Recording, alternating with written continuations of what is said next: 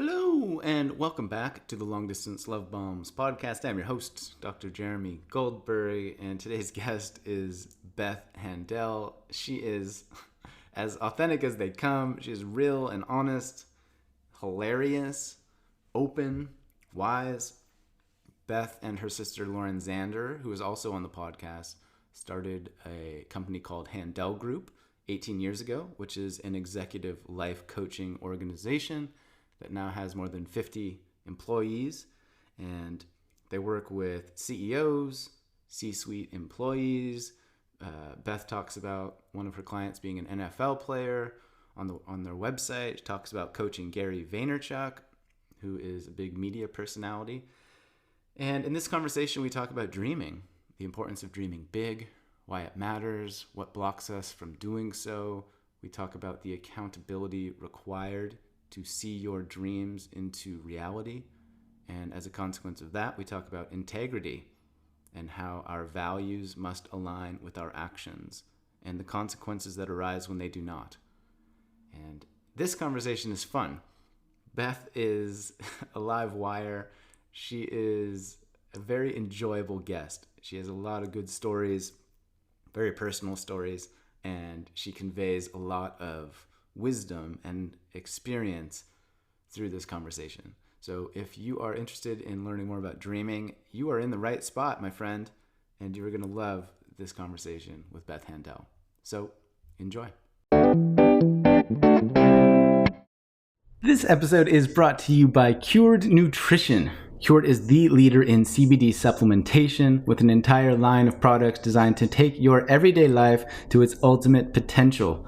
Their daily staples are formulated with an in-house clinical herbalist, which has taken the traditional CBD regimen to an entirely new level of optimization.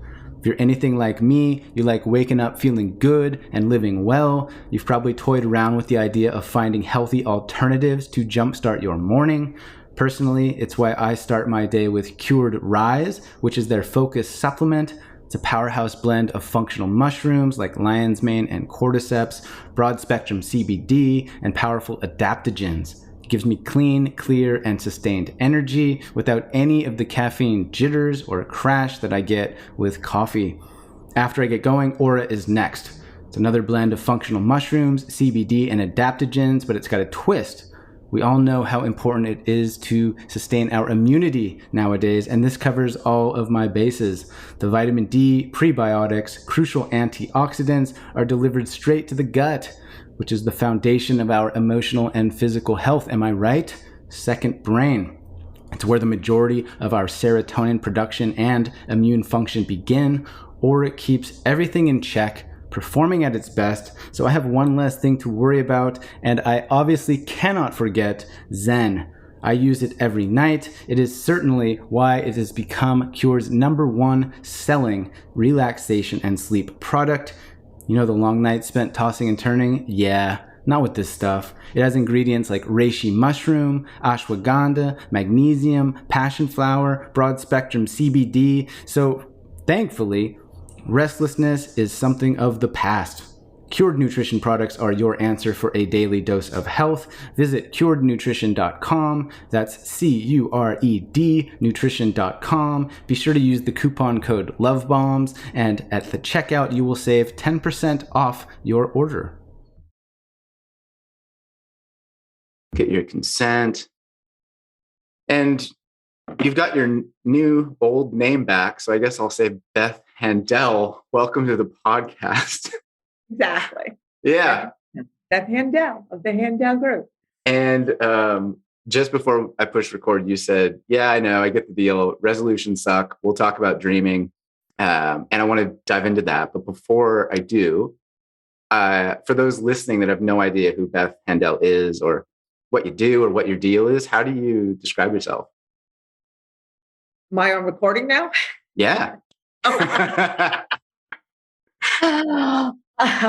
I describe myself as the co-founder of Handel Group and Inner You. I'm an executive life coach, and I'm the managing partner of Handel Group, running it with my CEO. And I'm turning 63 on Friday, and I'm single and available. I don't think anybody's led with that. That's what you told me. I introduced myself there. She hasn't. There you go. And wouldn't it be wonderful if someone listening right now is like, oh, and like somehow it works up and like I had a manifestation of like that. I'm like, you know what? I want someone who like saw me do what I do and thinks it's the hottest thing versus the scariest thing, and then come battle axing for me. Rock on, go. Battle axing. Well, you kind of have to get to me. Yeah. I love it. Okay. So you're an executive life coach. You've got, I think, 15, 20 years of experience doing that. I read on your LinkedIn, it was like before it was cool, you were coaching people. Yeah, we started the Handel Group 18 years ago. There was no such thing as an executive life coach. People would go, are you a doctor?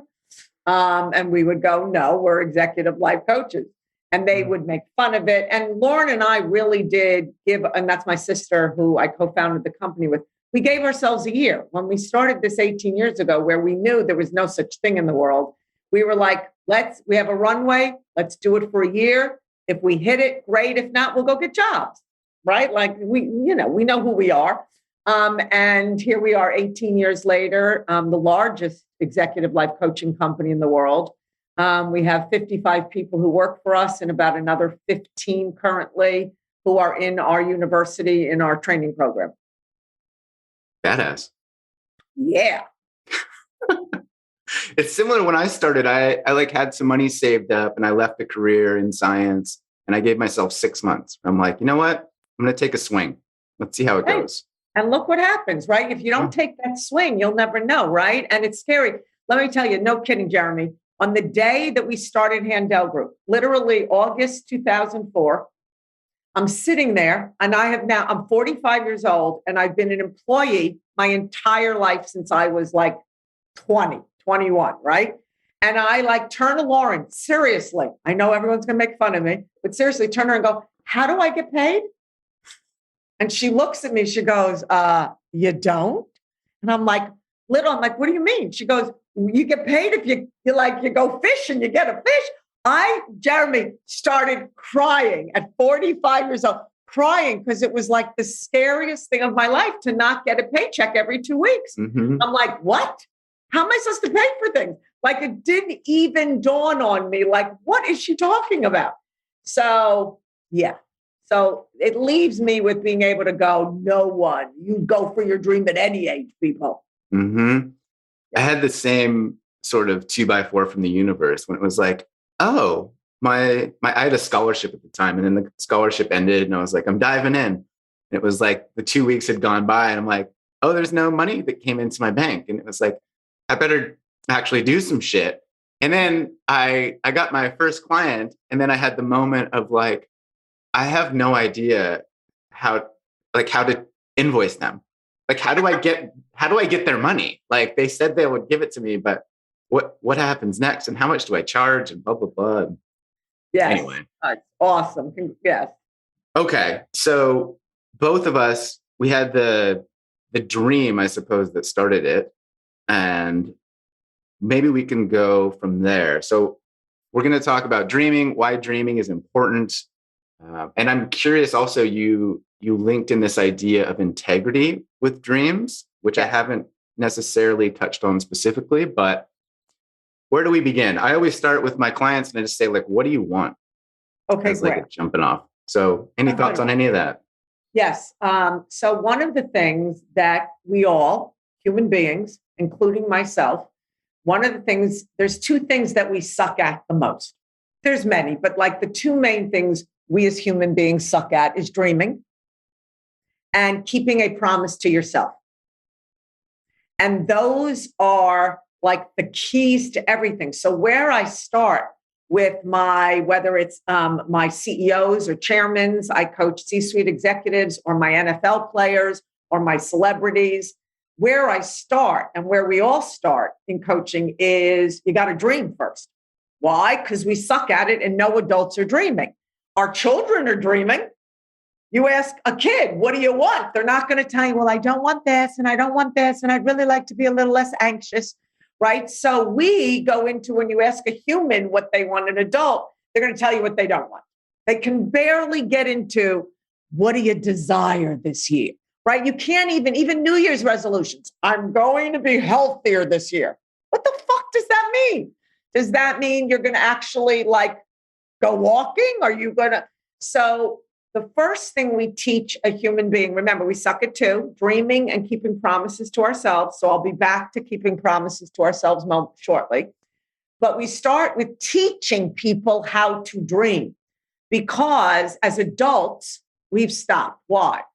Because maybe when we were a young adult, we went, Mommy, Daddy, I want to be and they're like, there's no money in that. No, you can't. And I'm not sending you to that school. So we get squashed along the way. Or then we tell our best friend our dream of wanting to be with that person. And the best friend goes, you can't be with that person. You're fat. Or whatever they say to you, right? So by the time we're adults, and then there's the one where you created a dream. You didn't care what people said and you failed. It didn't happen, right? So by the time we're adults, dreaming has become like, we'll have business goals and, I'll have some children and I'll have this, but we don't dream. Like, what do you want? So number one, we get you back to dreaming. We divide your whole life, Jeremy, into 12 areas. So you have to dream in every single area. And then the rules of dreaming is have it be specific, have it have feelings in it, have it be a stretch, not, I'm going to be turning 63. Would I rather be turning 50 this Friday? Yes, but that's pie in the sky. So I can look 50, but I'm not going to be 50, right? So we want it to be a stretch, not pie in the sky. And you want it to be in the language of the present tense as if it's already done. And then no negatives. Now, no matter how many times I tell my sweet executives, and I'm talking the smarty pants of the world, the rules of dreaming, every 99% of the time, Jeremy, they all come back with negatives in it. I'm less anxious this year. And, be able to walk without losing my breath. I mean, it's like, okay, people. So dreaming is key to building who you want to be in the world.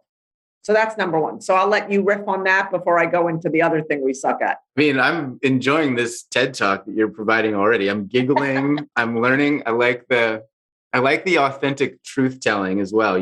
So often when I have guests on or just in this space in general, there's this kind of like professional veneer that like, oh, you can't say it like that.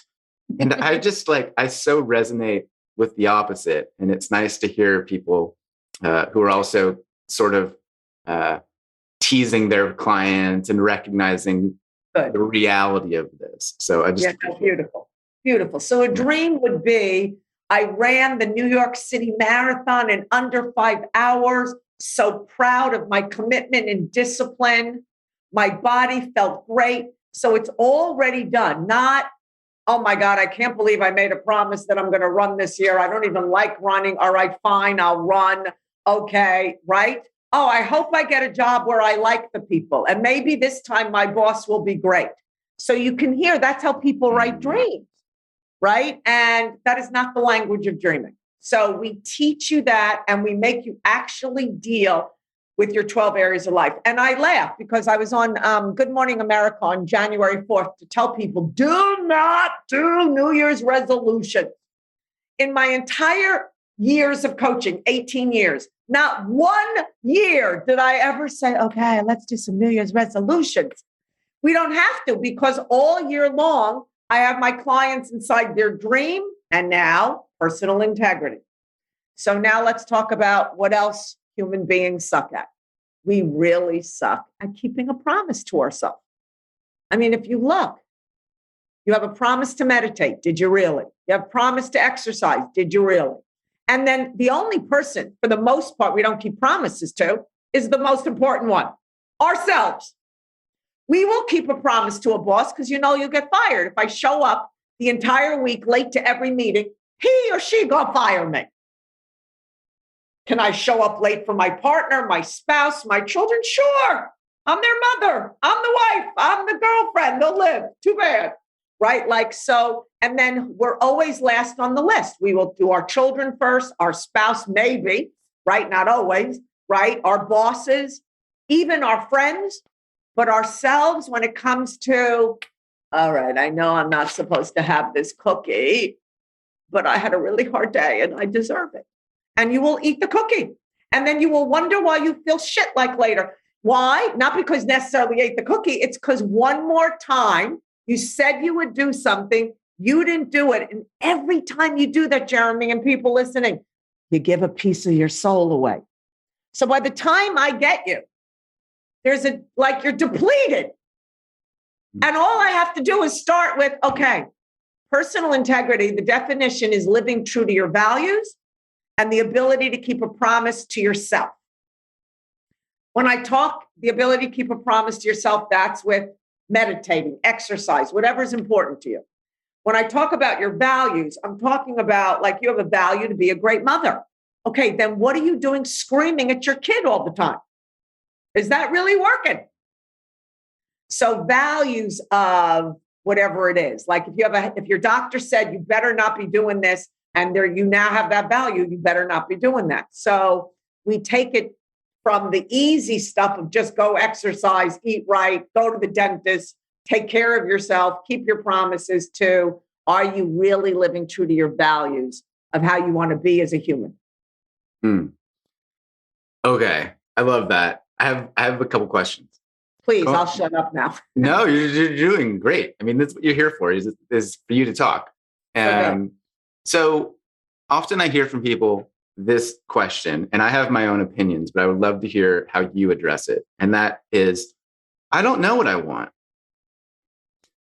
Or I hear from people, they will describe a life that on paper is like a 10 out of 10, but it's not actually the life that they desire. It's the life that they think they should be living, or that do you know what I mean by that? Yeah. Yeah. Any thoughts on either of those? Yeah. So where I have a few people who have hired me, senior executives who really are, what's my next act, right? They fulfilled on their dream and now they're really looking and they don't know what they want.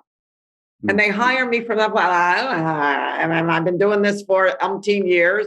I'm a CEO. I'm a this. I don't know what's next. And so where I start with people is your dreams, where dreams live is in your heart.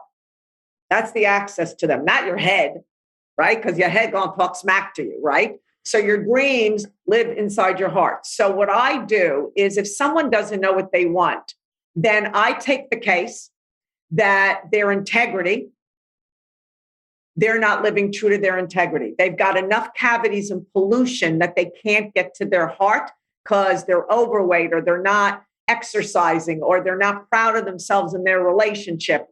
So I say, don't worry we're going to figure out what you want. In fact, I have a client now who studied one thing in school and then did that and rocked it out, then quit. Then started a whole other company that had nothing to do with what he studied in the video world and like that, and successful, made money, and is bored out of his mind and doesn't know what he wants to do. And I'm like, you're not going to get that in the first 3 sessions. I don't know what session you'll get it. I promise you will. But let's just start with all your cavities. And he got a list because that boy is a chicken. He avoids things, doesn't say things, tolerates things, hasn't been, exercising, sexing. Like there's a list of the basics of a human being. If you're not living true to that, how are you going to find your heart? So all I'm doing with him right now, he's had 2 sessions, is going through all his cavities of where he's not living true, like, not spending time with his children, having the phone when he spends time with the kids. So we're going through to get that all sorted. So he is someone who loves his integrity.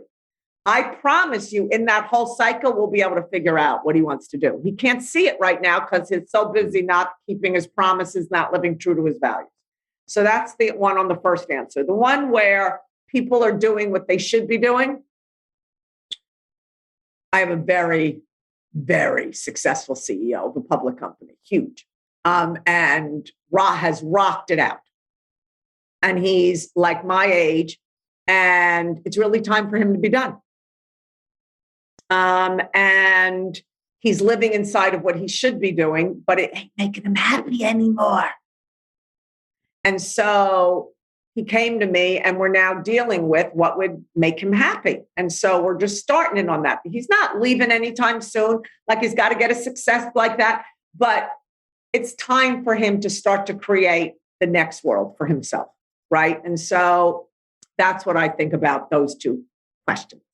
Yeah, I like the idea of just like an audit on your life, of, you know, breaking it up into chunks, different categories, I find is super helpful.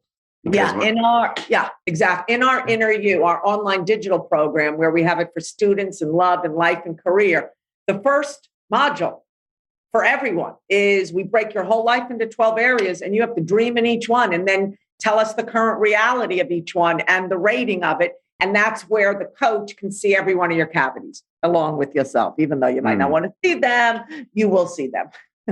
Yeah. And then with your client, or perhaps as an example, is it as simple as, if you don't necessarily know the specifics of what you want, then what you actually want is a life that's lived in integrity. And you start with that, and then the dream will kind of unfold. Yeah, well, it goes both. Yes, from the place of, if you don't know what you want, let's first start with your current reality, how you're living, what you're proud of. What we care about is you're happy, you're proud, and you're effective. And so now you're not happy you don't know what you want, but you know you're not happy. And so where we're going to start is where we go. So when someone calls me and goes, Beth, I got to figure out what's next for me. I'm like, okay, we don't go where you think we're going to go. I'm not going to sit and do the color of the parachute, which is fine. Everyone could go do that. I'm just not going there. We're going to go deep first to get you to learn to human better, so that your next round of whatever you do it beautifully at a whole other level, because they're not happy. I can see they're not happy. Even though you made a lot of money and you're now the of the yeah, how come you're not so happy? Yeah. Have you seen any difference, or I suppose a better way to say this is, what is the difference between working with quote unquote normal people who have normal lives versus celebrity, famous people, high-end CEOs? Are the problems and the situations the same? They just show up in different manners, or is it completely different ballgame? So a CEO of a public company will have different problems than someone who is not a CEO, right? So there is a world of being a CEO that's distinct, but as a human being, you have the same shit. So my CEO or my NFL player, to you're raising your two young children, right? You're going to have the same shit that goes on in your head. Your inner dialogue is the same as an NFL player, maybe a little different about what the smack they talk in their head, but it's the same thing of believing in yourself, not believing in yourself. We all have what we call in Handel, which is in module 2. So after you do the dreaming, we're going to now show you who's your advisory board that needs to be fired, but they can't be fired. So your advisory board comes from Dr. David Hawkins did a study years ago on people's thoughts. And what he discovered is that 80% of a human being's inner dialogue, your thoughts, are negative. And 95% of the 80% that's negative is the same shit you thought yesterday. This is not like anything new. When I get naked, my voice goes, oh, you're falling down. I'm like, yeah, thank you. Shut up. I'm hot. Leave me alone. Right? Like, it's like the voice does not shut up, whether you're a celebrity, an NFL player, or a CEO of a major company, or someone who's just starting out of college, right? Like, we have the same crap. Am I going to be able to do it? Should I do it? I don't know. What do you think? Oh my God, I can't believe you just did that. Don't tell anybody you just did that. Oh my God. Am I going to be able to do this dream? No, never. Is anyone going to ever be able to love me? Everyone has the same shit. And we named the 3 voices so everyone could learn them, right? Everybody's got a voice in their head called the chicken, the avoider, right? So maybe someone's avoiding, like, some of my CEOs avoid having the straight up conversations with their employees. I'm like, fire them. Oh, I can't, Beth. I never told them they suck. I'm like, oh my God, right? Like, why? Well, I don't want to hurt their feelings. So it all depends on your personality. I will hurt your feelings. Nice people don't, right? I love being kind, but straight talk sometimes hurts people's feelings. So you got the kindest thing to do, I think, in certain circumstances. Of course. Like, how would you not tell the person, like, give them a review so they know what they suck and like that you don't even like them.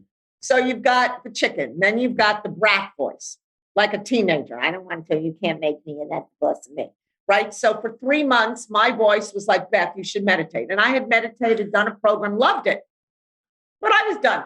So for 3 months, my voice would go, Beth, you really should meditate. I'm like, fuck off. Beth, you really should meditate. No, I'm not going to. Beth, you really should meditate. 3 months. My brat was like, no, you're not going to. And finally, one day I heard it, Beth, you should meditate. I'm like, I think I should. And so what did I need to do? Because I'm a brat. I'm defiant. I don't want to, and I don't do what I don't want to do. So what we teach you is in module 3, you need a promise, a consequence, and someone to hold you to account. So my promise, specific and measurable, was I would meditate 5 days a week, 20 minutes each one for 1 year. Or I wouldn't get my morning coffee. And at the time, I don't drink coffee anymore, but at the time, I love my morning coffee.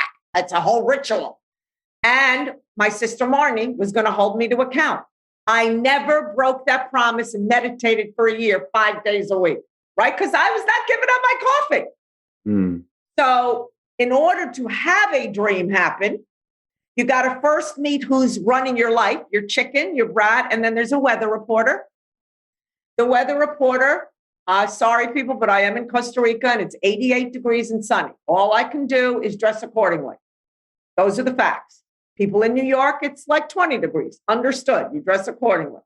So when you're weather reporting, you swear that your excuses and reasons are factual.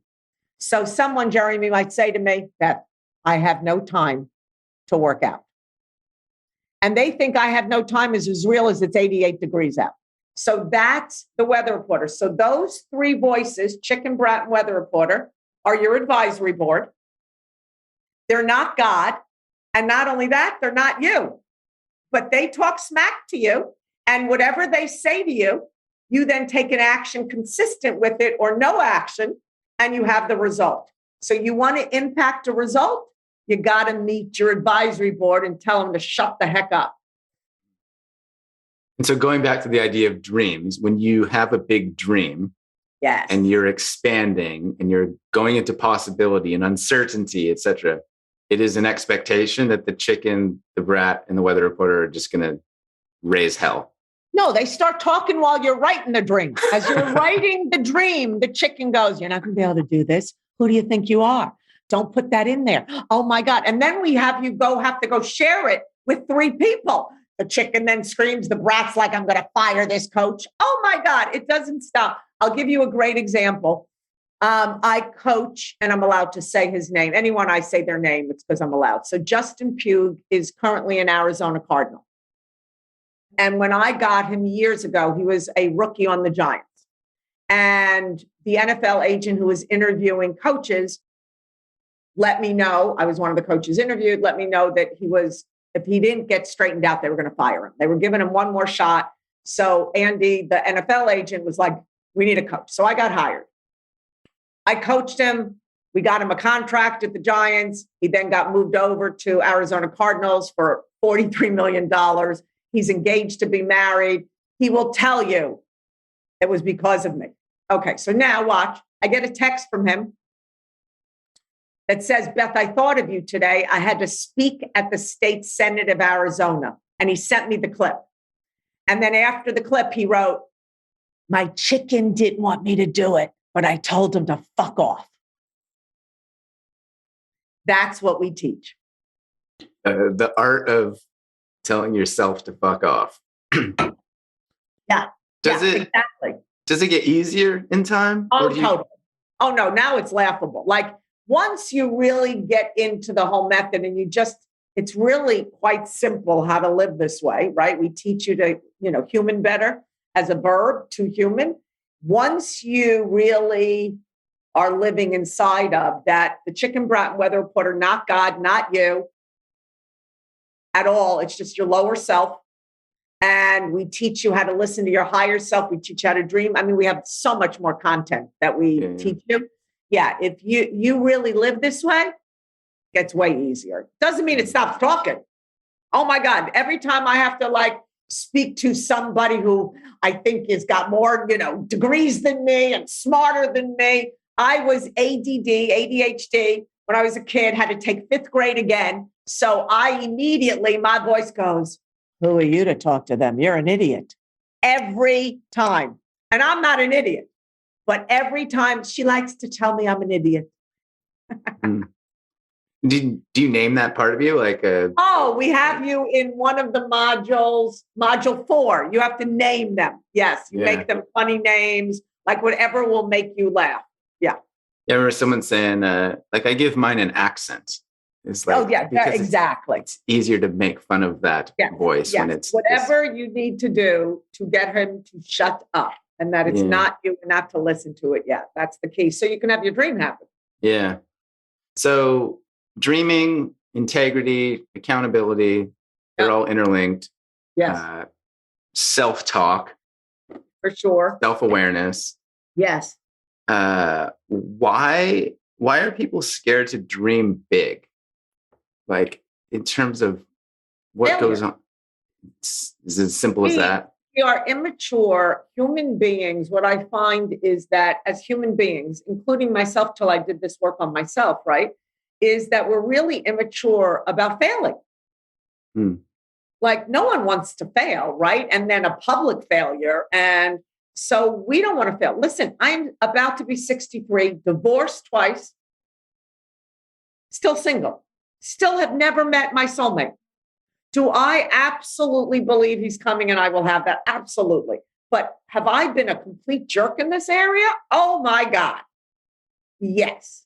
Right. So we all need coaches. We all have blind spots. We all have where we get ourselves in trouble. Right. In business, I'm a rock star. As a coach, I'm a rock star. What?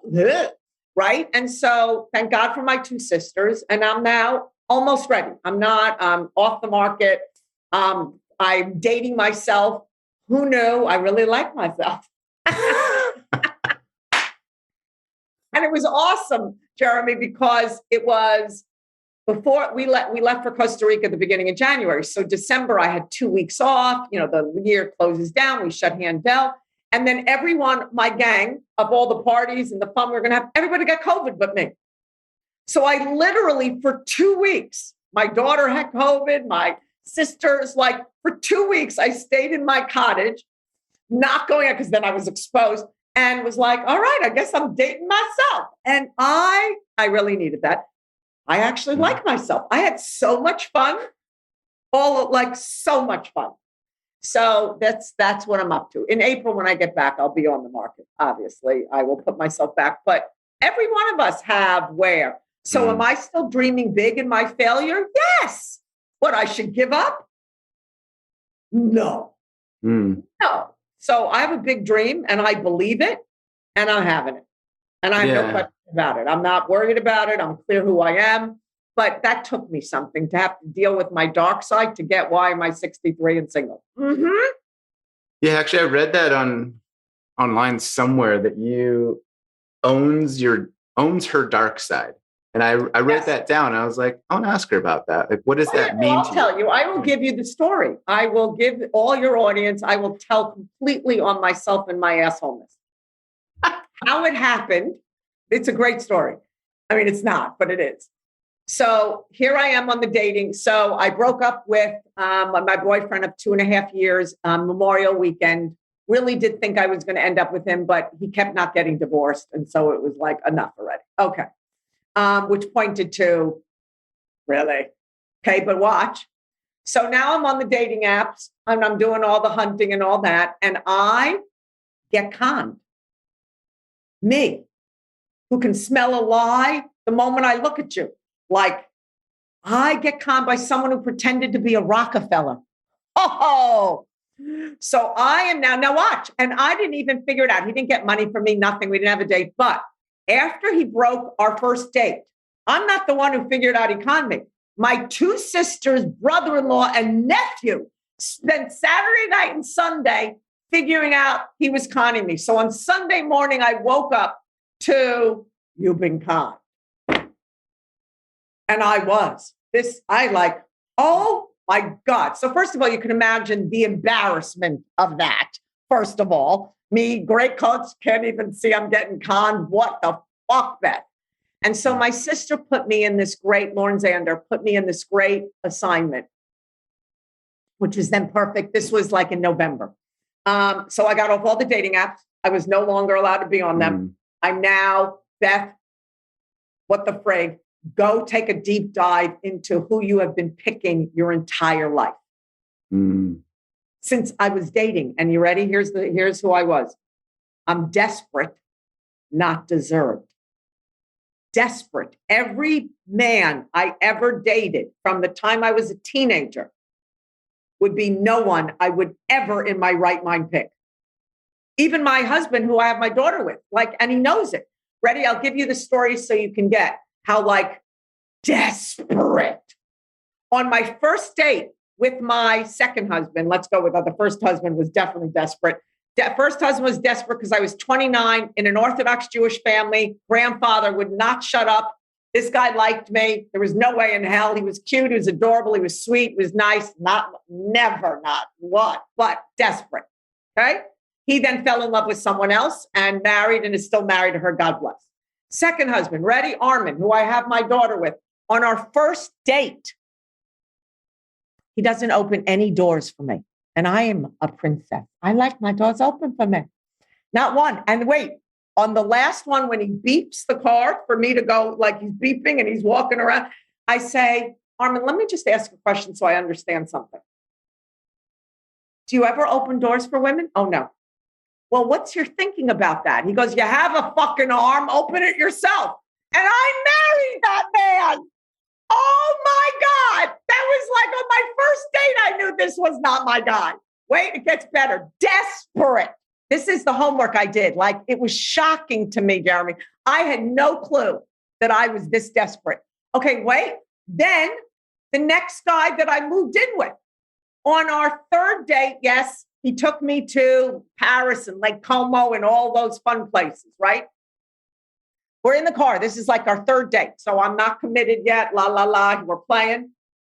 He is the nastiest motherfucker to service people. I looked at his tip that he was giving people and was horrified. I said, if you don't up that tip, I'm laying down cash. Would never. We had fights about service. He was a dick to service people. Oh, yeah, I moved in with him. Sure, desperate. Then the last one tells me on our second date that 8 years before, he was coached by my sister, Lauren Zander, to get divorced. He walked out of that coaching session knowing he was going to get divorced. I'm now sitting with him 8 years later, and he ain't divorced. Desperate.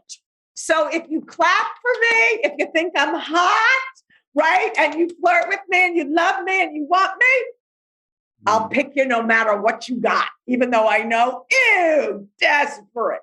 I've never been from deserve. There's been not one man I have ever picked that I would ever pick coaching myself. And so I spent November and December, as I said, dating myself. It was perfect. Off the dating sites, getting every man that I was ever desperate, got the whole thing, and will never do that again. It was a miracle. It was the most awful thing. That's my dark side to get, I deserve. And not only that, I don't even have to be on the hunt. He go find me. God will send him to me when he's good and ready. Yeah, I remember. Thank you for sharing so honestly. I appreciate that. I just want to acknowledge you for that. And I picked up on the language when you were describing your experience on the dating app. You said I was hunting. You said something like that, so that you were actively chasing on the app even rather than letting them come to you.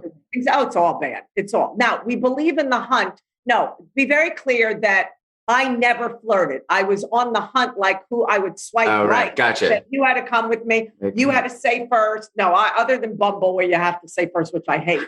No, they came for me. But since I'm desperate, I get all the men that I would pick because I'm desperate, right? As long as you're right. Like I have a love language. It's really quite easy, but I sell out. That's what I learned about myself. And I also learned that I didn't believe in soulmate. That's why I would be like this versus there really is a mate to my soul. And that what I needed to do first is actually become a mate to my own soul, which I had never done because I didn't believe in it. Interesting. And so this is the year, it'll really be almost a year that I dated myself. And how have you changed?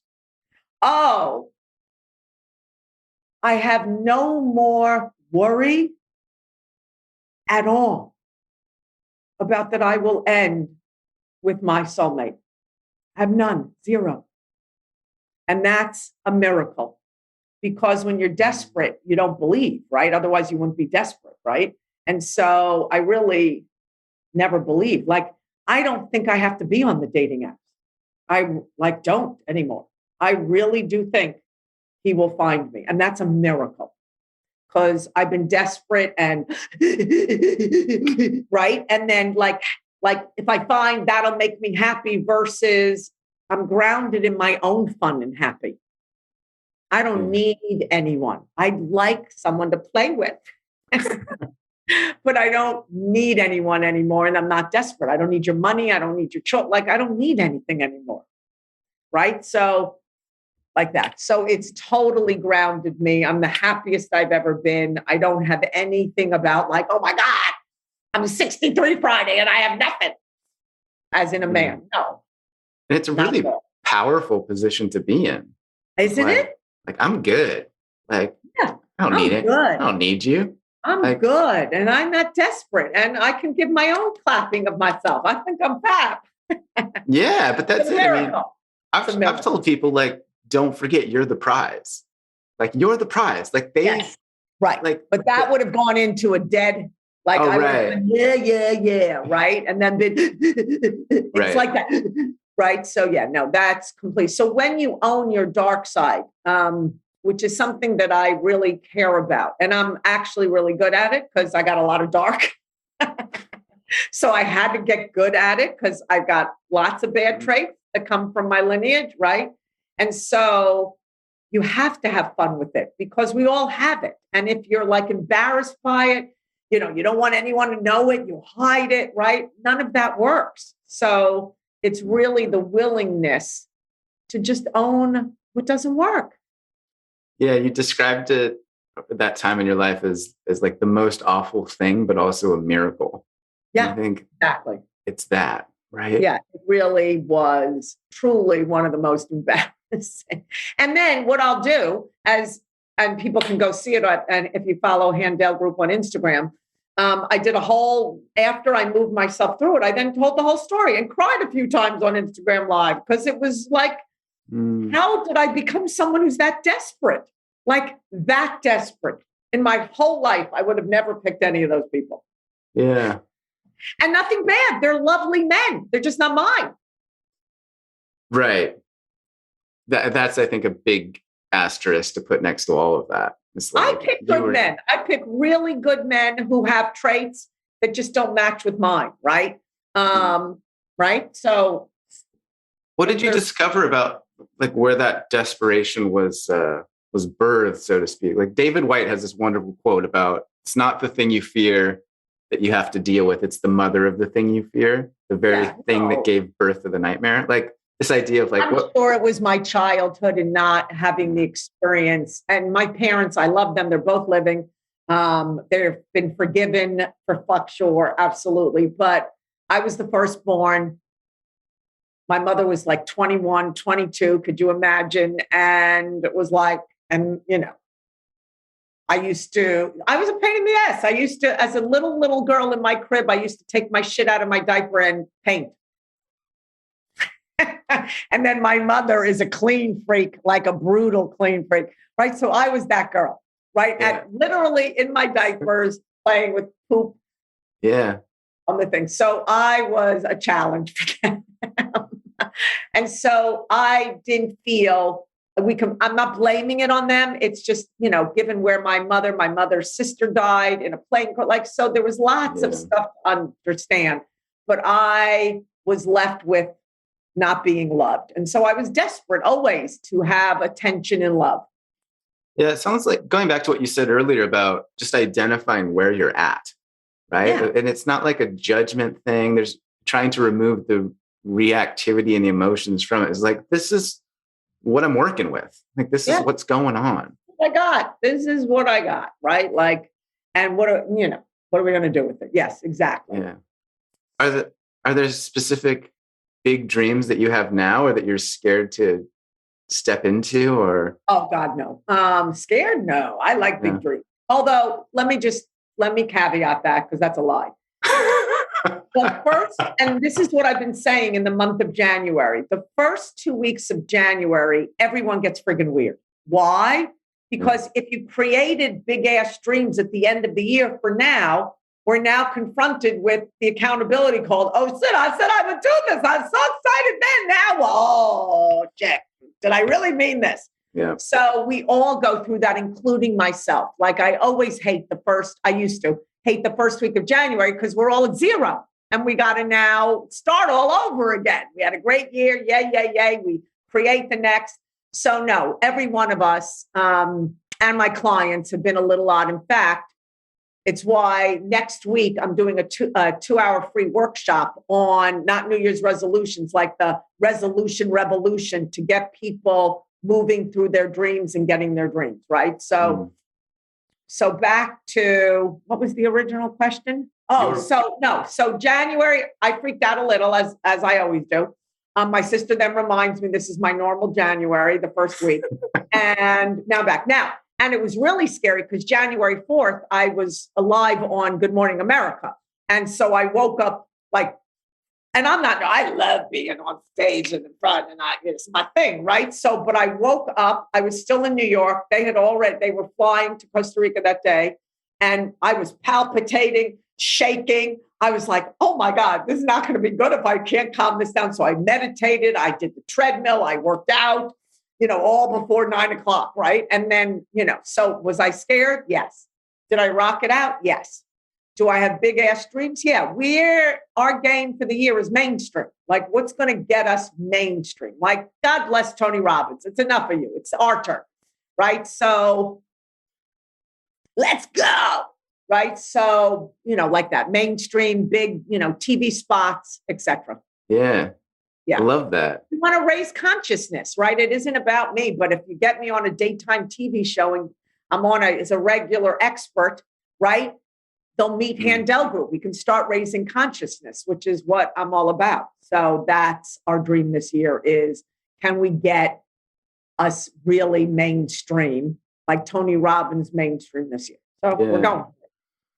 I'm curious, once you get to sort of the newer, higher levels that you've hit through the years, how do you balance that sort of personal egoic desire to have the things and the money and the like impact versus I'm doing it out of a place of service and to create positive difference in the world? Like, is it a perpetual conversation that you have to have, or is it just like always the service? That's the focus. Yes. If I take care of our people and we live with integrity with regards to what we're really all here for, which is raise consciousness, make a difference, have people, humaning better. If that's what we're all about, we're going to make the money. So we're a business, right? I have a nonprofit education division, right? Humaning better, right? So I have that, but we're a business, right? And no, it never gets in my way. Like if I'm on the phone with someone and coaching, I'm not like, ooh, how much more money can I get from? No, my job is to just make a difference and make a difference with you. Mm-hmm. Somehow or other, it's going to come back somehow, right? Like I haven't done a cold call in 18 years. Sure. I don't reach out on LinkedIn to strangers. and go, would you like, we're not that gang. We are the gang that if we do good work, you're coming for us.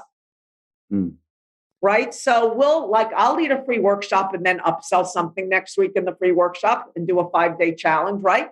But we balance it like that all through COVID in the first year. Right. We gave away to thousands of people 3 different community coaching calls every day, Monday through Friday, morning, afternoon, and late afternoon. We were doing for free. Like, let's take care of the planet. Right. It'll come back. So no, I like making money. But my life is not about making money. My life is about raising consciousness, and then I'll get paid for that. Yeah. I actually remember when you guys did that free giveaway, because I was sharing it quite a bit, because I had personally I hired one of their coaches. I've had them on the podcast. Like, they're the real deal. Like, go and check it out. And I think for a lot of people starting off, it feels counterintuitive, this idea of giving it away so that it actually comes back to you. That makes sense. The survival versus thrive thing. Right. One of the things I used to do, because NFL players are really sensitive about their money, and like everybody wants their money. Everybody wants their money. So what I did was I'm like, no, I'm going to give 2 free sessions. If you want me after that, you'll hire me and pay me. Right. Or my sister used to do, like, if I get you this, then I want to be in this school teaching, right? We got into MIT that way. We got into Stanford that way. So there's, in the beginning, especially, not so much as now, but even last year, I said for our education division, Gaby, go give a college 100 interviews for friggin' free so that we can show people that this thing makes a difference. So we're smart about how to do it, right? We don't have it like, oh God, if I give it away, it's not coming back. No, it's smart. Like, let me give you a session.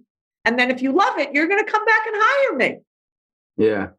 Right. I gave someone speed coaching sessions, like 3 different speed coaching sessions, changed the person's life. And like, she's now making a difference for us. Like, she came and go, oh, let me do this for you. I'm like, you don't have, like, yes, I want to, leave me alone. Right. So. Yeah. Well, I mean, sounds like you're doing all right, Beth Handel. We're having fun. We're definitely having fun. We definitely have not gotten our job done. We have not raised consciousness yet. No. So we have big job. Yeah, maybe this is a broad question, but this whole COVID thing. Yeah. Do you have any widespread, big picture perspectives on that? Like, what's going on? How do we deal with it? I think eventually, from my point of view, it's going to end up that, yearly we'll get our flu shot and we'll get our COVID shot, right? It's that's likely. And I do think I talk to a bunch of CEOs and public companies, and they really are, a bunch of them, like, they're really fine with remote. People are producing results. And so they're really dealing with, is it, do we sell our offices? I got one CEO selling off all their offices because they're making incredible money doing their jobs and everyone's at home because people don't have to commute 2 hours. So the world is absolutely shifting to, you can live in Costa Rica and work, right? Like, and I think it's better for humans. I think, yes, there are some humans who are working from home, who get up at 6 and don't leave their friggin' desk till really late. And that's not good at all. And I will yell at you. Right. But then there's the ones that are really making it work. And you get to be with your, spouse, your partner, your children, and set it up in a way that works. You really can get work-life balance this way. Right. Where you're not on a plane constantly and you're not. So I actually think it's going to be good for the humans. Yeah. It sounds like your perspective is that it's creating opportunities where there were none before. For sure. And then so many people have pivoted and are now doing what they want to do. So there is a silver lining to it. It sucks. The deaths, the amount of tragedy sucks. Absolutely. Right. But I would stop getting stopped by it. Right. I would create your life, create the job you want. Bosses are way open now to, you show up once a week, right? Like, in major companies, they're still getting like, oh, maybe we get 10 people in here. And it's okay. And yes, some people are worried about the culture of what it'll do in the culture, but if people are happy, they're going to be effective. Yeah. And some CEOs are blown away by the numbers of what people are producing from being at home. Good. Good. Beth Handel, I'm going to share a bunch of stuff in the show notes about all the offerings, but is there anything that you specifically want to highlight?